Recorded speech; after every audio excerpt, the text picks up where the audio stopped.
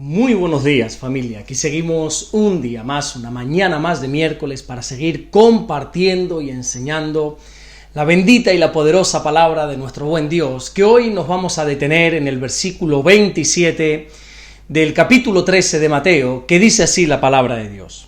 Evangelio de Mateo, capítulo 13, versículo 27. Vinieron entonces los siervos del padre de familia y le dijeron: Señor, ¿no sembraste buena semilla en tu campo? ¿De dónde, pues, tienes cizaña? Jesús está narrándoles una parábola a sus discípulos, donde lo que está haciendo es comparar el reino de los cielos a un terreno donde un hombre sembró una buena semilla, pero que mientras los hombres dormían, vino un enemigo y sembró cizaña en ese mismo terreno. Y claro, cuando fueron a buscar la cosecha, los hombres se dieron cuenta que tanto el trigo como la cizaña habían crecido juntos. Y Jesús dice que así mismo pasa en la vida. El Señor siembra una buena semilla, pero el enemigo quiere sembrar cizaña. Y este versículo 27, el Señor cuenta como cuando los hombres fueron a recoger el trigo y se dieron cuenta que también había cizaña, le dijeron al dueño del campo: Señor, ¿no sembraste buena semilla en tu campo? Y entonces, ¿por qué hay cizaña? Fíjate esto, qué tremendo, porque a mí me llama muchísimo la atención el hecho de que los siervos del dueño de la tierra se sorprendieran al ver la cizaña. Y no solamente se sorprendieran, sino que además le pidieron explicaciones al dueño. Ellos en ningún momento asumieron responsabilidades. Ellos en ningún momento dijeron que quizá había sido culpa de ellos por estar durmiendo en el tiempo de la siembra, sino que, como decimos aquí en España, lo que hicieron fue tirar balones fuera. Cargaron sobre otro la responsabilidad, porque en ningún momento ellos se sentían responsables de lo que había pasado, de lo que había ocurrido. Pero si leemos los versículos anteriores, nos vamos a dar cuenta que el enemigo sembró cizaña mientras ellos estaban durmiendo. Por desgracia, esto es algo muy común. Mira, las personas suelen culpar a los demás de lo que sucede y nunca se ven como responsables. Y es que todos sabemos que es mucho más fácil y más placentero culpar a otros que asumir la culpa. Y esto pasa desde el principio de la historia de la humanidad, no es algo nuevo. Cuando Eva fue engañada por la serpiente y comió del fruto prohibido, y acto seguido se lo dio también a Adán, cuando vino Dios entonces a pedir responsabilidades, Adán dijo: no, la culpa no es mía, la culpa es de la mujer que me ha dado el fruto.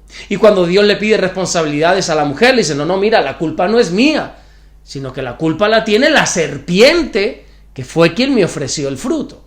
En definitiva, ni Adán ni Eva, ninguno quiso asumir el error, porque, vuelvo y repito, siempre es más fácil y más placentero culpar a otros.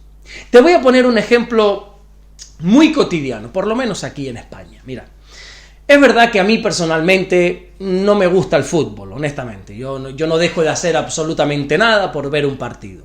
Pero me he dado cuenta que sucede algo muy curioso, muy gracioso. Y es que cuando un equipo gana, los aficionados dicen: ¡ganamos! Pero sin embargo, cuando el equipo pierde, lo que dicen es: ¡perdieron! ¿Te das cuenta? Nos encanta atribuirnos los méritos, pero también nos encanta culpar a otros de las derrotas. Y esto es un grave error, porque si nunca asumimos, si nunca aceptamos nuestros errores, nunca podremos corregirlos. Se dice por ahí, hay una estadística que dice que el éxito está formado de un 75% de fracaso. Todas las personas que han tenido éxito en la vida, en el área que sea, más de una vez te garantizo que han saboreado el fracaso. Pero ese fracaso no se lo atribuyeron a los errores de los demás, sino que decidieron asumir responsabilidades y aprender de los errores. Y eso poco a poco les llevó al éxito. Lo fácil es decir: Señor, ¿por qué está esta cizaña aquí en el campo si tú solo has sembrado buena semilla? Pero yo creo que lo correcto sería haber dicho: Señor, lo siento porque quizá el enemigo ha sembrado cizaña, porque es verdad que nosotros nos hemos quedado dormidos. Así que ¿sabes qué, Señor? Vamos a trabajar para que esto nunca más vuelva a ocurrir.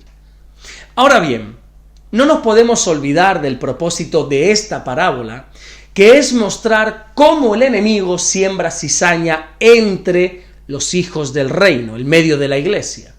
Y muchas veces la iglesia, y aquí quiero aclarar que estoy haciendo referencia a la iglesia local, a cada congregación en particular, suele suceder que no suelen hacer autocrítica de los errores. Si hay un triunfo, si hay una victoria, le dan primeramente la gloria a Dios, pero también se atribuyen el mérito a ellos. Pero cuando hay un error o cuando hay un fracaso, date cuenta, siempre le echan la culpa al enemigo. Y yo no digo que esto no sea así, pero muchas veces también hay errores porque nosotros cometemos errores. También hay fracasos porque nosotros los creyentes no estamos exentos al fracaso. Pero cuando nunca asumimos el error, entonces nunca podremos aprender del error. La Biblia dice claramente en el libro de Eclesiastés, en el capítulo 3 y en el versículo 6, que hay un tiempo para perder. Mira, por favor, escucha esto atentamente. Siempre se nos está enseñando a ganar. Siempre se nos enseña a ser competitivos, a esforzarnos, a ser valientes. Desde bien pequeños en el colegio, en la guardería, en el instituto, se nos enseña a que tenemos que ganar. Pero nunca jamás se nos ha enseñado a perder. Y sin embargo la Biblia dice que a lo largo de nuestra vida va a haber un tiempo de pérdida. Tendremos momentos de perder, sí o sí. Esto no quiere decir que te tienes que acostumbrar a la pérdida, ni muchísimo menos, sino que tienes que aprender a perder. Tienes que aprender a gestionar el fracaso, para que el fracaso no te hunda, sino que te enseñe para poder llegar más lejos. Lo siento si nadie te ha dicho esto, pero habrá momentos en tu vida donde vas a perder, donde vas a tener pérdidas, donde las cosas no van a salir como quieres, donde vas a querer recoger trigo y te vas a dar cuenta que lo que hay es cizaña. Y en esos momentos yo te aconsejo que lo último que tienes que hacer es culpar a los demás. Porque mi querido hermano, aquí no se trata de buscar culpables, sino que aquí se trata de buscar soluciones. Así que, si estás ahora mismo atravesando, momentos de pérdida, si ahora estás en un momento difícil de tu vida, en un momento de fracaso, si quizá estás en un momento donde a lo mejor como José te ves en lo profundo de un pozo sin salida, o te ves como Jonás atrapado en el vientre de un gran pez, o te ves como Daniel en el foso de los leones, déjame decirte que tengas paz en medio de esos momentos difíciles. No busques culpables, sino aprende de los errores. Aprende de esos momentos malos. Y como dice la Biblia en el Salmo 37, versículo 5, encomienda al Señor tu camino y confía en Él, y Él hará. Un fracaso nunca es el final. Una derrota no es el final. Una separación no es el final. Una infidelidad no es el final. Una crisis no es el final. Una pérdida no es el final. Recibir cizaña cuando esperabas trigo no es el final. Pero aprende a confiar en Dios en esos momentos y créeme que Él obrará para bien. Recuerda siempre que lo que el apóstol Pablo les dijo a los corintios en su segunda carta, en el capítulo 4 y versículo 9. Nosotros podemos estar derribados, pero nunca destruidos. Amén. Vamos a orar en esta mañana, vamos a darle gracias a nuestro buen Dios. Señor, te damos las gracias porque tú eres bueno, Señor. Gracias porque siempre nos guardas, siempre nos bendices. Tu mano poderosa siempre está sobre nosotros, Señor. Y siempre vemos tu mano aún en los momentos difíciles, aún en los momentos de pérdida, aún en los peores momentos de enfermedad, de crisis, en esos momentos donde quizá no vemos salida al problema, reconocemos que tú siempre estás ahí con nosotros.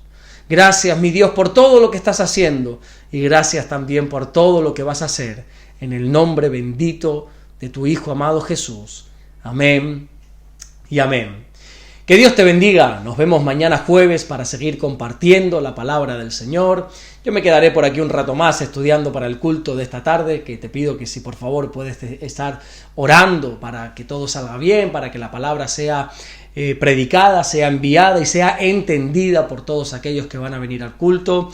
Y nos vemos Dios mediante si el Señor nos vuelve a dar el privilegio de poder seguir compartiendo la palabra del Señor. Dios te bendiga.